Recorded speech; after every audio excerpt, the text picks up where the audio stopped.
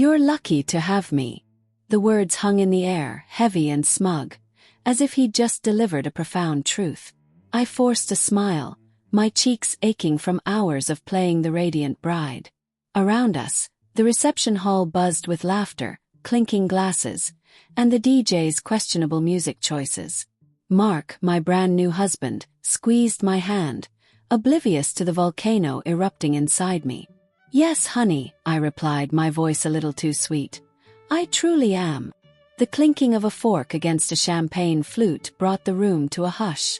Mark's best man, Liam, stood with a wide grin. To Mark and Sarah, he boomed, raising his glass. Two of the most incredible people I know. And Mark, you truly hit the jackpot with Sarah.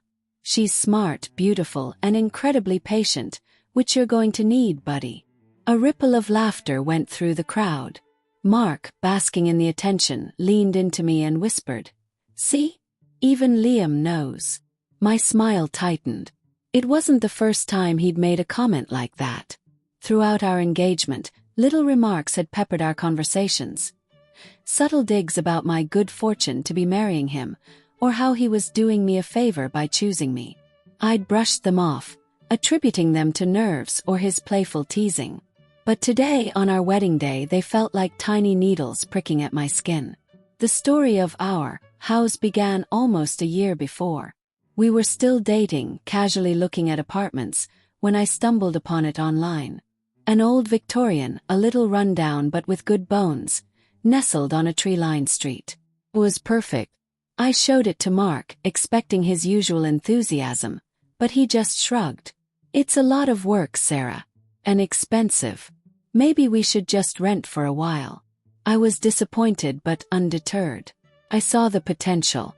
So I did what I always did. I got to work. I crunched numbers, consulted with real estate agents, and even got pre-approved for a mortgage. All in my name. I knew Mark had some student loan debt and hadn't been as diligent with his savings. I didn't mind. I had a good job, a healthy savings account, and a burning desire to create a home. I remember the day I called Mark, my heart pounding with excitement. I put in an offer on the Victorian. Practically shouted. There was a pause on the other end. You did what? He asked, his voice laced with surprise, not excitement. I put in an offer. And they accepted. We got the house, Mark. We. Sarah, that's a huge commitment. Are you sure about this? His lack of enthusiasm was a splash of cold water. But then he recovered, his tone shifting. Well, I guess you really wanted it. I mean, it's a good thing you have me to help you out with these big decisions. I bit back a retort. Yes, honey, I said, trying to keep my voice even. It is. The months that followed were a whirlwind of contractors, paint samples, and endless trips to hardware stores. I spent my evenings poring over design blogs, my weekends covered in dust. Mark helped when he could, which mostly consisted of supervising and offering unsolicited opinions. He'd often say things like, "Good thing I'm here to make sure they don't rip you off," or, "This place would be a disaster without my keen eye for detail." I'd just nod and smile, too exhausted to argue. I was so focused on transforming the house into our home that I pushed aside the growing discomfort. I told myself it was just his way of showing he cared. His quirky sense of humor. The master bedroom was my sanctuary. I'd chosen a calming shade of blue for the walls, a plush rug, and heavy drapes to block out the morning sun. Mark had little input on this room, other than expressing a strong preference for a king-sized bed. One evening after we'd finally moved in, he walked into the finished bedroom, surveyed it with a critical eye, and then nodded approvingly. Nice job, Sarah. It's really coming together. Good thing I was here to make sure you didn't pick anything too feminine. My hand holding a book tightened. I picked everything in here, Mark. He just chuckled. Yeah, but you know I have impeccable taste. I probably steered you in the right direction without you even realizing it. Wedding planning was another arena for his lucky to have me comments. Every decision, from the caterer to the floral arrangements, was met with a similar undertone. You're lucky I'm so laid back about all this, he'd say when I stressed over guest lists. "Good thing I have a good eye for these things," he'd comment on my dress choice, despite having zero input in it. I'd started to notice a pattern. Any success, any positive outcome, was subtly attributed to his presence or influence. My achievements became our achievements, but only when he could somehow claim a piece of the credit. The most glaring example, the one that truly made my blood boil, was the mortgage. Every month, I transferred the funds from my account, a significant chunk of my salary, into the joint account we'd set up. Mark contributed a much smaller, inconsistent amount, often citing his student loans or other expenses. "Don't worry, honey," he'd say whenever I brought it up. "I'll contribute more when I can. Good thing you have a stable job, and I'm here to help you manage your finances." Help me manage my finances. I was the one paying for everything. I was the one who had bought the house in the first place. And so, here we were on our wedding day. The words, "You're lucky to have me," echoing in my ears. I looked at him, truly looked at him, and for the first time I saw not the man I loved, but a man who had slowly, subtly, and without my full awareness, chipped away at my self-worth. I thought about the house, the home I had meticulously created, brick by brick, dollar by dollar. And he truly believed he was the reason for my luck. A slow, simmering anger began to replace the hurt. He had no idea. He had no idea what I had done, what I had sacrificed to build this life, this home for us. The first dance was a blur of twirls and forced smiles. Mark held me close, his eyes twinkling under the fairy lights. He murmured something about our perfect future, about how lucky we both were to have found each other. Each word was a tiny splinter, embedding itself deeper. I kept my gaze fixed over his shoulder, watching our friends and family clap along to the music. Did they see it? Did anyone else notice the subtle condescension, the quiet erasure of my efforts? Or was I just being overly sensitive, a bridezilla caught in her own anxieties? The truth, the one that gnawed at me, was that he didn't just not know I bought the house. He had no idea how much of everything I had bought, how much I had shouldered. The furniture, the appliances, even a significant portion of the wedding expenses. All funded by my savings, my hard work. He had casually mentioned contributing to a joint account, but his contributions were sporadic and minimal. I'd always told myself it was fine, that love meant picking up the slack sometimes. But today, the imbalance felt like a gaping chasm. I remembered a conversation with my sister weeks before. "Are you sure about him, Sarah?" she'd asked, her brow furrowed. "He seems a little too comfortable with you doing all the heavy lifting." I'd brushed it off then, defended Mark, insisted he was just busy, that he appreciated me. But her words, like seeds, had been planted. Now, on this seemingly perfect day, they were sprouting into thorny vines of doubt. Later, as we mingled, guests showered us with compliments. "Your house is beautiful, Sarah. Such a wonderful home you two have built." Mark would nod, a proud smile on his face, occasionally interjecting with, "Yes, we put a lot of work into it," or "It was quite a project, but we got there." He'd never explicitly say he bought it, but he never corrected the assumption that it was a joint venture from the ground up either. The silence, in this instance, felt like a louder lie than any spoken word. As the night wound down, and we swayed to the last slow song, my mind raced. The vows we had exchanged felt hollow. For richer, for poorer, I had pledged, genuinely meaning it. But had he? Or did he just expect me to be the richer one, perpetually bailing him out, while he reaped the benefits? The prospect of a future built on this foundation, this unspoken imbalance, suddenly felt suffocating. The house, once my sanctuary, now felt like a gilded cage. He kissed my forehead. "You're tired, my love. Let's get home." Home.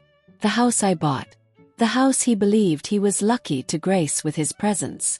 The unspoken truth hung heavy between us, a silent bomb ticking.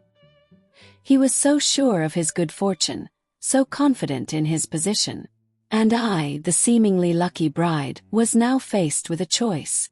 Continue playing the role, or finally shatter his carefully constructed illusion. The car ride was quiet, punctuated only by the soft hum of the engine. Mark rested his hand on my thigh, a gesture that usually brought me comfort, but tonight felt heavy, almost possessive. He was probably picturing our blissful honeymoon, our life together in our beautiful home. I stared out the window at the passing streetlights, each one illuminating a fresh wave of resentment. How could he be so blind? So utterly unaware of the reality of our situation. We pulled into the driveway of the Victorian. Under the pale moonlight, it looked majestic, solid. My house, my investment, my dream. As Mark turned off the ignition, he sighed contentedly. "Home sweet home," he said, a hint of smugness in his voice. He reached over to kiss me, but I turned my head slightly, his lips landing on my cheek. Inside, the remnants of our wedding day were scattered about. Gifts piled in the living room, unopened cards on the coffee table. Mark stretched and yawned. "I'm exhausted," he announced. "Big day. You should probably go put on something comfortable." He headed towards the bedroom, the master bedroom with the calming blue walls I had chosen. I stood in the hallway, my heart pounding. This was it. The moment of truth. I couldn't let another day pass under this false pretense. I followed him into the bedroom, where he was already loosening his tie. "Mark," I said, my voice surprisingly steady. He turned, a smile still playing on his lips. "Yes, my lucky bride." The words hit me like a physical blow. "The house," I began, taking a deep breath. "This house. I bought it." His smile faltered, replaced by a look of confusion. "What are you talking about? Course we bought it. We looked at it together, remember?" "No, Mark. Bought it. The down payment, the mortgage application, everything. It's in my name." He let out a short, incredulous laugh. That's not funny, Sarah. I'm not joking." I walked over to the nightstand and pulled out a copy of the property deed, which I had intentionally kept easily accessible. I unfolded it and handed it to him. He took the document, his brow furrowed.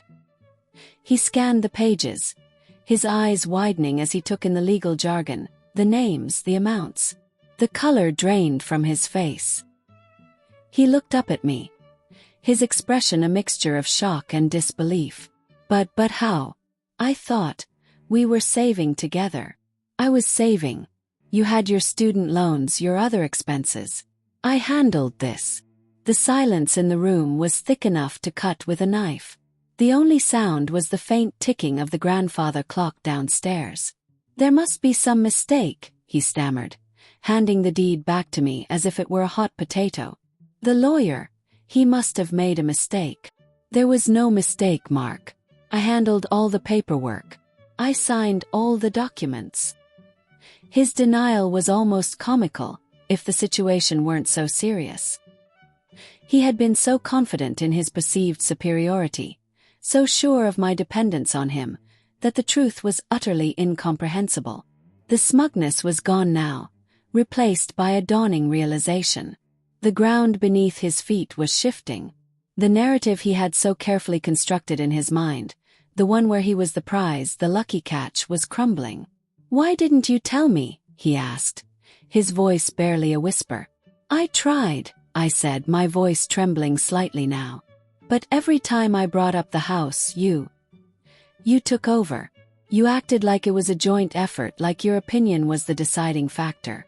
And honestly, Mark, after a while, I just wanted to see how far it would go." His eyes searched mine, a flicker of hurt mixed with confusion.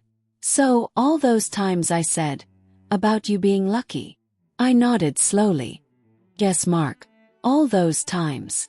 The weight of his words, his casual condescension, now hung heavy in the air between us. He finally understood. He wasn't the provider, the savior, the one bestowing good fortune. It was. The fairy tale of our wedding day had shattered. The perfect future he had envisioned just hours ago now seemed impossibly distant.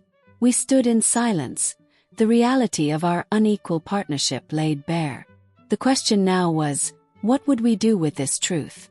Could we rebuild on this fractured foundation? Or had his arrogance finally cost him everything? The silence stretched, taut and suffocating. Mark's initial shock morphed into something else. A flicker of anger, quickly masked by a deeper current of humiliation. He ran a hand through his hair, his eyes darting around the room, avoiding my gaze. "So what, Sarah? You've been keeping this a secret from me all this time? Playing some kind of game?" "It wasn't a game, Mark," I countered, my voice gaining strength. "It was reality. My reality. I made sure we had a home. A beautiful home that I paid for, while you consistently took credit for it." The silence stretched, taut and suffocating. Mark's initial shock morphed into something else. A flicker of anger, quickly masked by a deeper current of humiliation.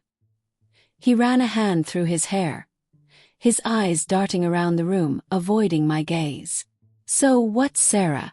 You've been keeping this a secret from me all this time? Playing some kind of game?"